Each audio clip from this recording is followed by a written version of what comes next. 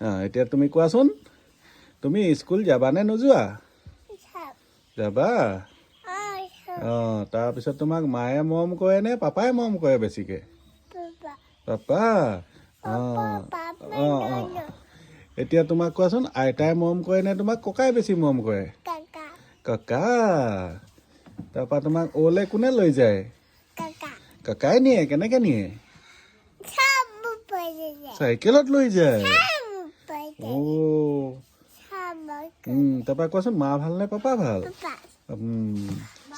তুমি তুমি মা তুমি তুমি এইটো যাম বাৰু তুমি কোৱাচোন কো মানুহ ঘৰ কোনটো না বা ঘৰ কোনটো তাৰপৰা আয়া ঘৰ কোনটো মোবাইলটো আনা তুমি তাৰপৰা